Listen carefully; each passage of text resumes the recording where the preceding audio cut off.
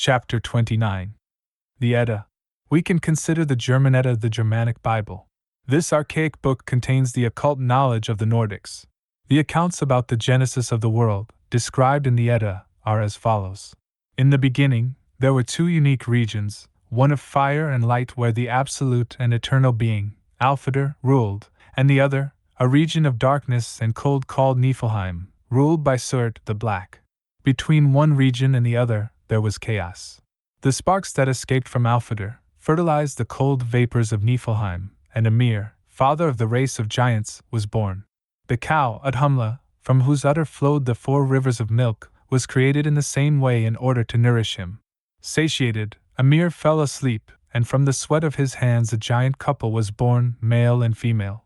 And from one of his feet, a monster with 6 heads. In this genesis of creation, we discover sexual alchemy. The fire fecundated the cold waters of the chaos.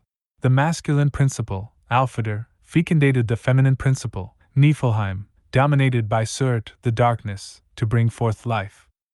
That is how Ymir, father of the giants, inner god of every human being, the master, is born. He is nourished with the raw matter of the great work. This substance is the milk of the cow, Udhumla, the sacred white cow of India. In the Genesis of Moses, the 4 rivers of Eden are mentioned, the 4 rivers of milk. These 4 are the flaming fire, the pure water of life, the impetuous air, and the perfumed elemental earth of the sages, the 4 tattvas. In every alchemical operation, the 4 elements come into activity. These cannot be absent from the sexual alchemy of creation. Ymir falls asleep, and from his sweat, a giant couple is born, male and female, the gigantic and sublime primeval divine hermaphrodite of the sacred island. In the Genesis of Moses, Adam falls asleep, and God takes Eve from one of his ribs. Before this moment, Eve was inside Adam, and was Adam himself. This was a hermaphrodite. From the feet of this giant hermaphrodite, the polar race, the 6-headed monster was born, the Star of Solomon, the sexual alchemy of the human being, which through many centuries ends up separating or dividing the giants, transforming them into human beings of separate sexes. The division into opposite sexes is the beginning of the great tragedy. Thus, from the hermaphroditic giant, the 6-headed monster is born. The human being will again become a divine hermaphrodite. Man will return to Eden accompanied by his divine Eve. In those moments when man and woman are sexually united, they are a single hermaphroditic being. Indeed, we are gods during those moments of supreme sexual voluptuousness. This is the supreme moment of which the initiate knows how to take advantage in order to execute his magical phenomena. The birth of the human being into separate sexes was a grandiose event of anthropogenesis, which was accomplished through many millions of years. After giving this marvelous description of the creation of the world, the Germanic Edda describes the separation into opposite sexes as follows. Immediately, the gods decided to create the first human pair. The man was formed from an ash tree, and they called him Ask. The woman was formed from an alder, and they called her Embla. Odin gave them the soul, Vili gave them understanding, V gave them beauty and the senses. And the gods, satisfied with their work, retired to rest, and to enjoy themselves in their mansion at Asgard, located in the center of the universe. The accounts from the Edda about the destruction of the world is the Germanic apocalypse. Nature itself starts to become disordered. The seasons cease to alternate. The terrible winter, Fimbulwinter, dominates and lasts for 3 years, because the sun has lost its strength. There is no faith among men. Peace between brothers, relatives, and children of the same tribe is not observed. The sacred duty of the Germans to respect the dead, of cutting and burning their nails, is neglected. At the consummation of the centuries, Hrymnir, the frost giant, and his innumerable companions, have to embark on a colossal ship in order to destroy the gods, and their happy and resplendent abode, Valhalla, and the universe. This terrible, reproachful ship, which is made only of the nails of the dead, never cut by any merciful soul, advances and grows in spite of the smallness of the material, until the corruption reaches its limit. Then the monsters, whom the gods had managed to enchain, break the chains which bind them. The mountains sink, the jungles are uprooted, the wolves, who since the beginning of the world have howled at the sun and moon, trying to devour these 2 stars, and who have sometimes almost had them within their claws, now reach them and consume them once and for all. The wolf, Fenrir, breaks his bonds and assails the world with open jaws, reaching sky with one jaw and earth with the other, and would open them even wider, but there is no room. The Midgard serpent floods the whole earth, because man has become a fornicator. The frost giants come from the Levant in their ship of nails. At high noon, the powers of the destructive fire draw nearer. Loki, Surt, and the sons of Muspelheim come to fight the final decisive battle of the Ases. The divinities of Valhalla prepare to receive the enemy. Their watchman Heimdall, posted at the entrance to the bridge that leads to their dwelling, sounds the clarion. And the gods, in union with the souls of the heroes who have died in battle, go out to receive the giants. The battle begins, and ends with the destruction of both armies, the death of the gods and the giants. The incandescence of those of the fire spreads over the world so all is consumed in an immense purifying holocaust. An in-depth analysis of the Edda's Genesis and Apocalypse reveals to us that the key point of both is the issue of sex. The world is sexually created. The primeval hermaphrodite becomes sexually divided. He is a god when he does not spill the semen. He becomes a demon when he spills the semen. The world is created sexually, and this world is destroyed when human beings become terrible fornicators, when the great whore, humanity, has reached the breaking point of her corruption. That is when the Midgard serpent floods the whole earth. Indeed, when the human being becomes accustomed to spilling the semen, the great whore, whose number is 666, is born. Fornication is what corrupts the human being. With fornication, the human being becomes terribly perverse, and then the world is destroyed. The unknown monsters of nature, elements man does not know, and which the gods had in chains, are unleashed through atomic weapons. Jungles are uprooted, the wolves of Karma howl horribly. The wolf, Fenrir, breaks his bonds and attacks the world with open jaws touching sky and earth. Karma is terrible, and there will be a collision of worlds. In archaic times there was a similar collision. The earth was closer to the sun, but it was hurled away to its present distance. Now the same cataclysm will be repeated by the law of karma. So, as the Germanic Edda states, all shall be consumed in an immense purifying holocaust. No type of Genesis can exist without sexual alchemy.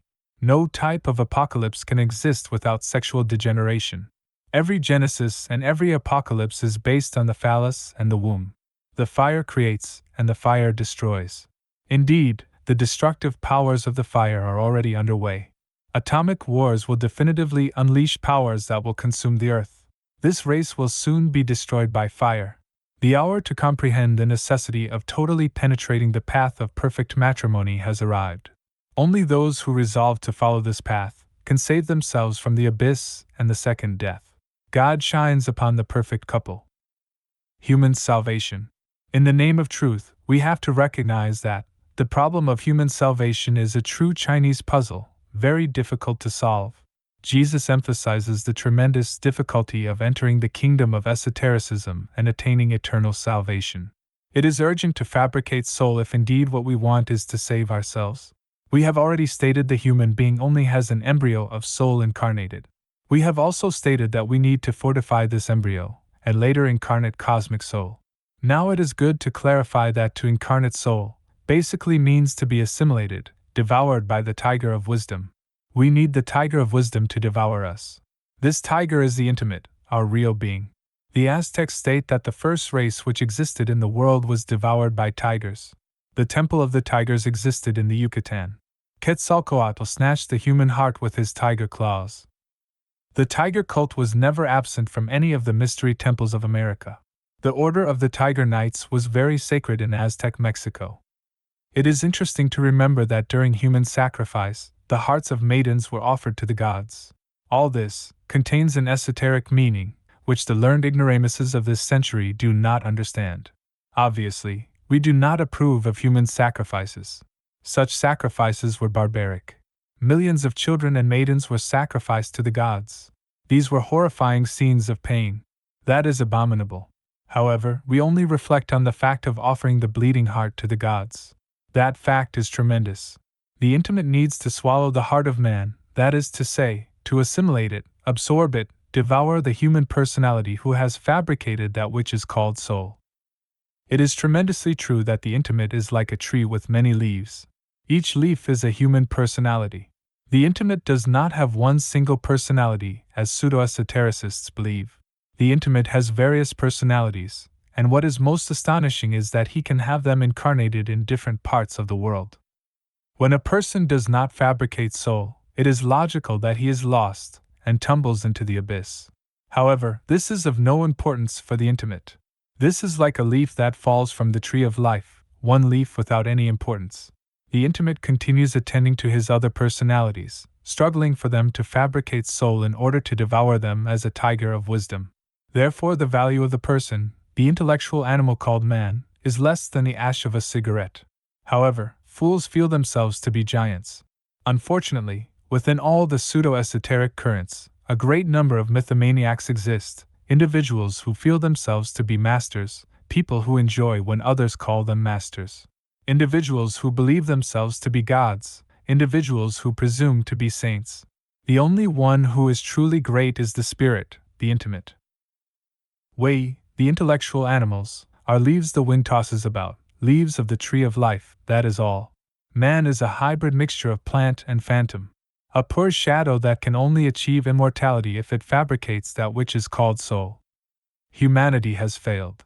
Most of humanity, almost all of it, still does not have soul.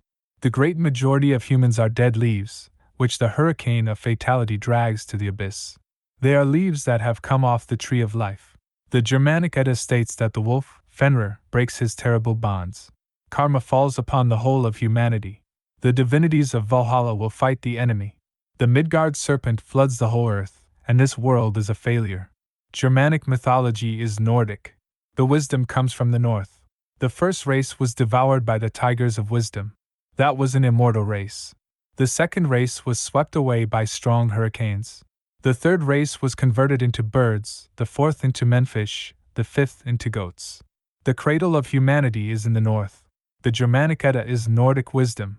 The forefathers of the Aztecs lived on the sacred island of the north. Occult wisdom came from the north to Lemuria, and from Lemuria it passed to Atlantis.